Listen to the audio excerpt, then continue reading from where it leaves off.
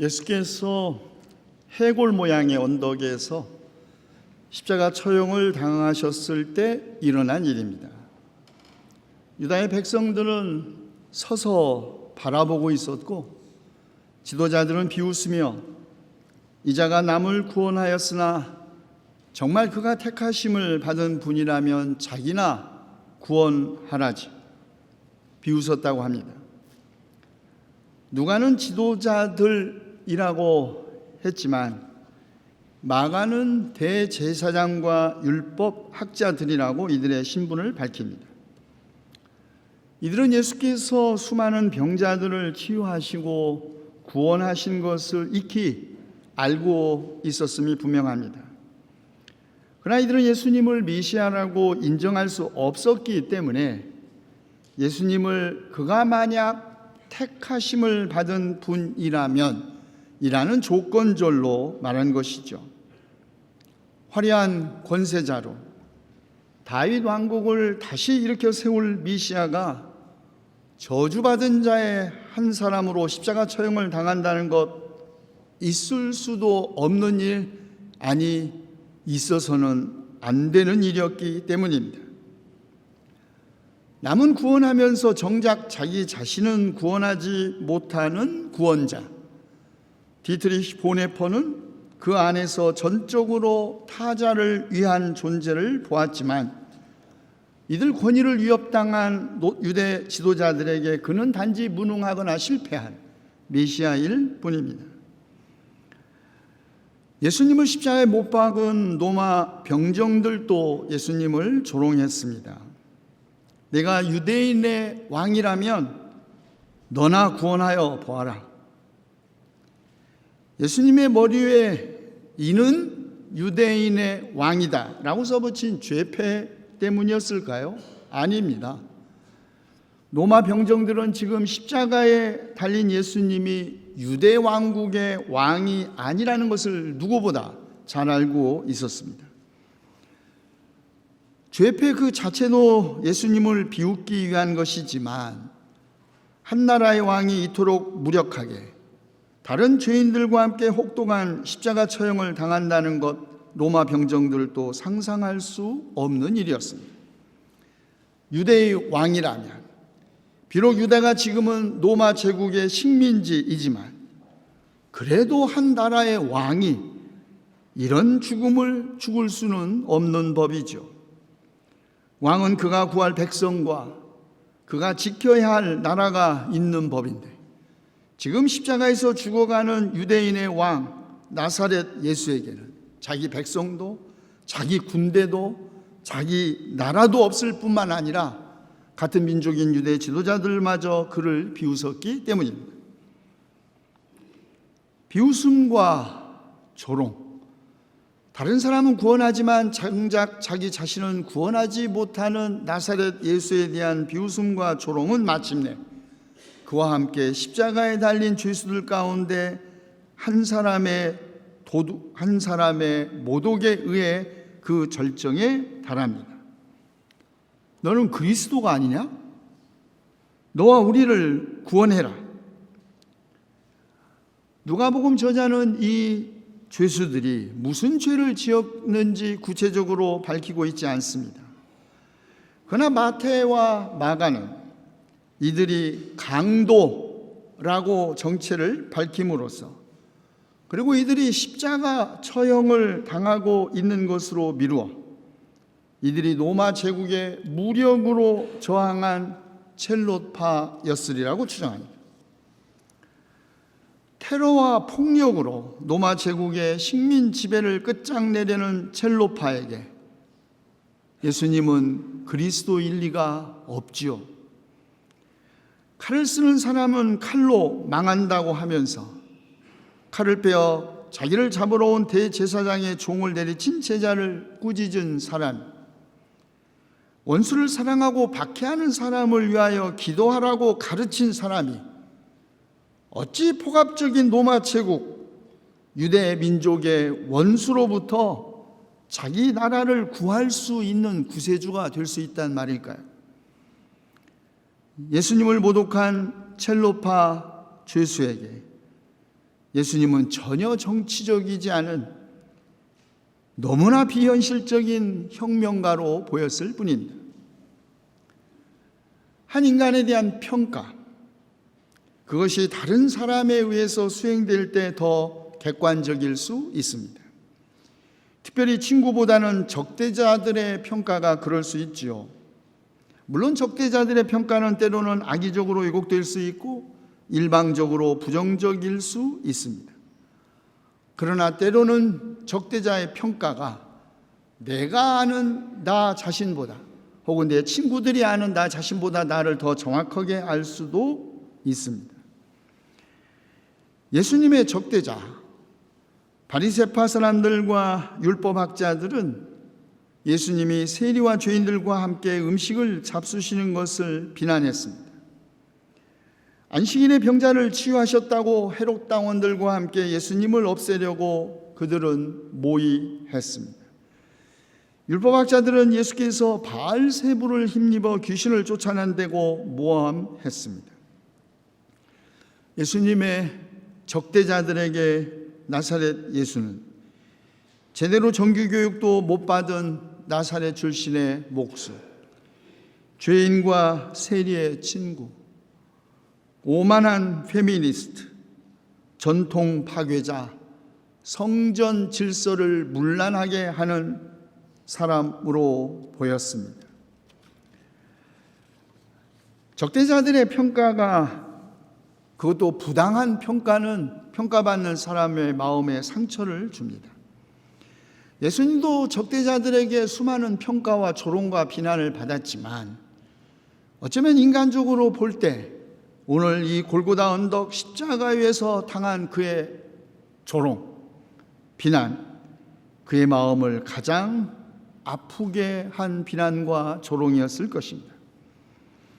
다른 사람은 구원하면서 정작 자기 자신은 구원하지 못하는 구세주, 십자가 주변에 있던 적대자들, 대제사장들과 율법학자, 로마의 병정들, 폭력으로 나라의 독립을 추구했던 젤롯파에게 예수님은 자기 백성도 자기 나라도 없는 구세주, 군대도 권력도 없는 왕, 혁명 의지라고는 조금도 찾아볼 길 없는 이상주의자, 간단히 말해 제 머리 못 깎는 사람처럼 보였을 것입니다.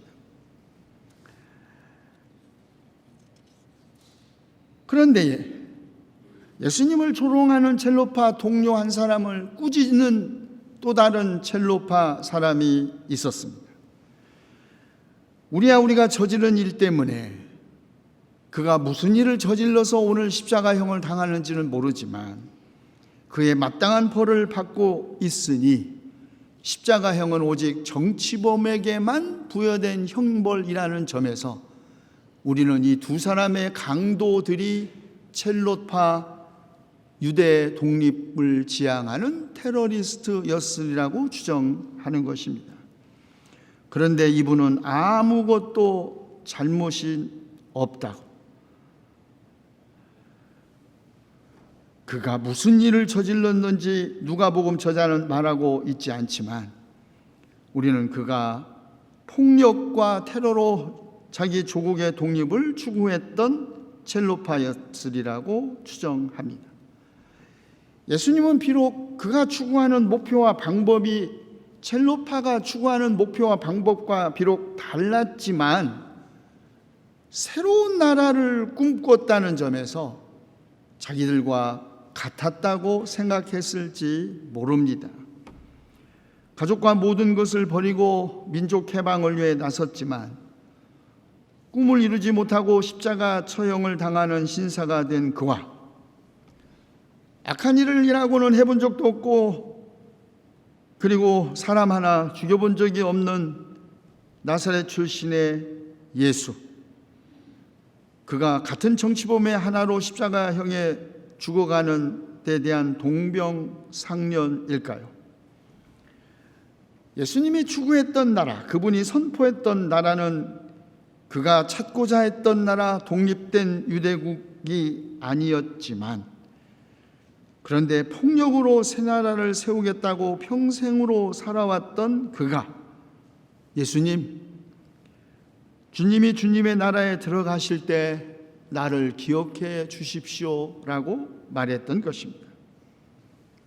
예수님은 그의 말에 아멘이라고 대답하셨습니다. 아멘, 내가 진정으로 너에게 말한다. 너는 오늘 나와 함께 낙원에 있을 것이다. 예수님도 자기 옆에서 십자가형을 당하고 있는 그 사람이 어떤 인물인지 알고 계셨습니다. 그는 폭력과 테러로 로마 제국의 식민 지배로부터 유대민족을 해방하여 새로운 다윗 왕궁을 세우려고 살인도 불사한 그런 사람이었습니다.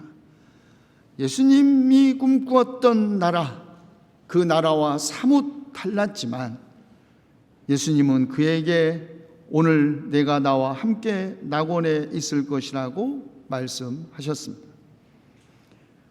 세리와 죄인의 친구, 그가 어떤 사람인지 무엇을 했든지 개의치 않고 그 모두의 친구였던, 그리고 친구라고 불린 사람다운 최후가 아닐 수 없습니다.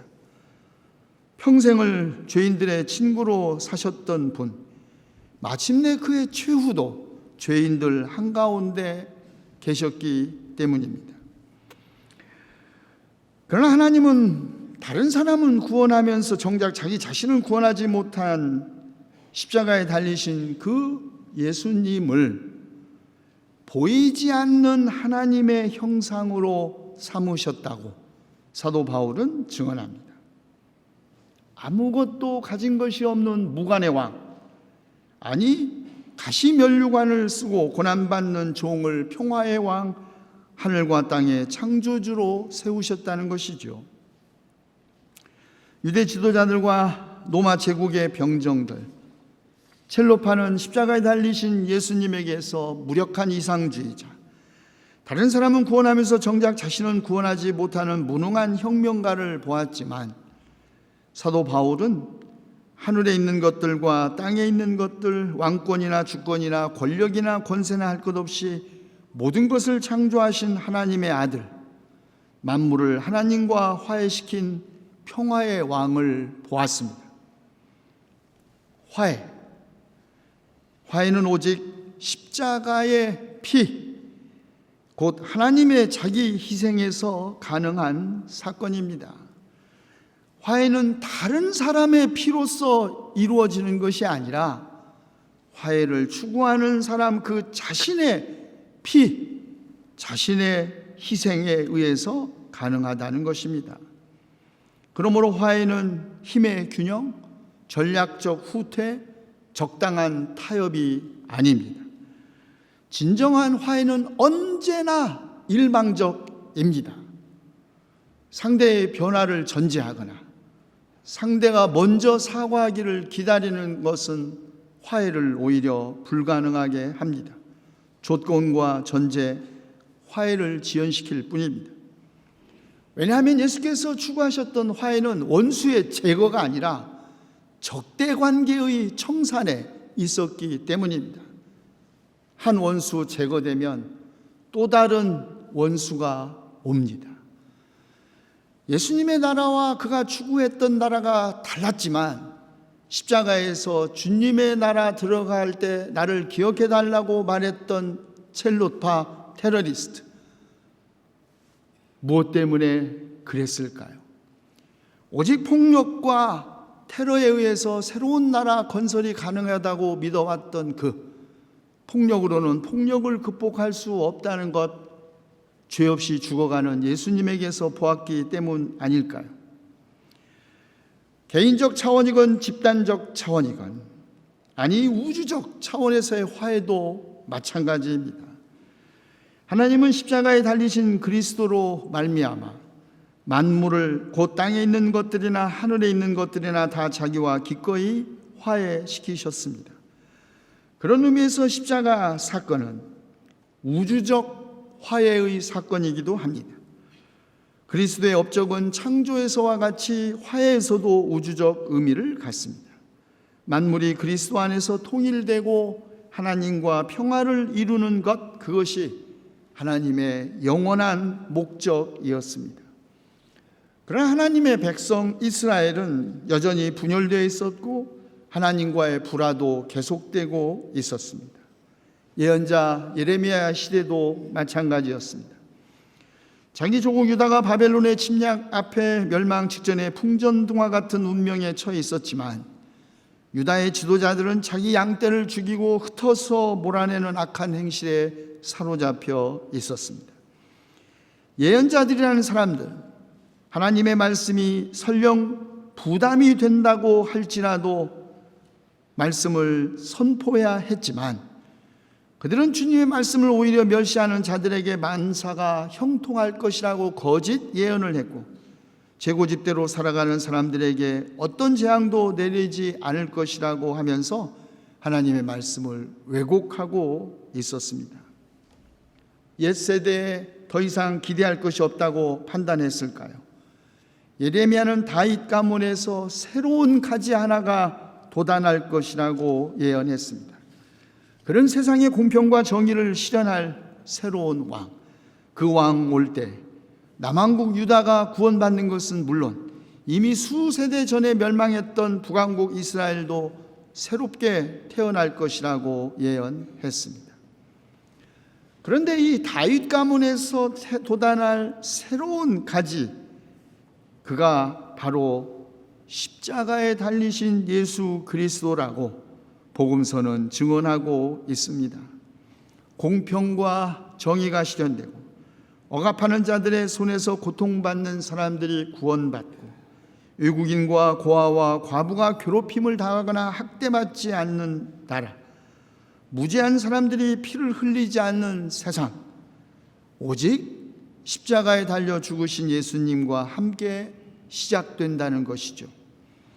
그분은 적대자들로부터 다른 사람은 구원하면서 정작 자신은 구원하지 못하는 구세주라고 조롱받으신 분이었습니다. 그런데 참으로 역설적이게도 하나님은 바로 이렇게 십자가에 달리신 주님을 통하여 자신을 구하지 못하는 모든 죄인들을 구원하셨습니다. 다른 사람 머리는 깎아주면서 정작 자기 머리는 스스로 못 깎는 이들의 소망이 되시기도 하셨죠. 죄인들 가운데서 죄인의 한 사람으로서 십자가에 죽으신 분, 오직 그분, 자기를 못 박는 이들을 위하여 아버지 저 사람들을 용서하여 주십시오 기도하신 분, 다른 사람은 구원하면서 자신은 구원하지 못한다고 비웃음받고 조롱받고 모독을 당한 예수님, 그분을 하나님은 우주적 화해와 평화의 도구로 삼으셨습니다. 기도합시다. 세상 눈으로 볼 때는 조롱받을 일이라고 할지라도 그것이 주님 기뻐하시는 길이라면 우리도 두려움 없이 그 길 가게 하시옵소서. 십자가 수치와 고통을 참으심으로써 만물을 하나님과 화해시키고 영원한 생명을 주신 우리 주 예수 그리스도의 이름으로 기도하옵나이다.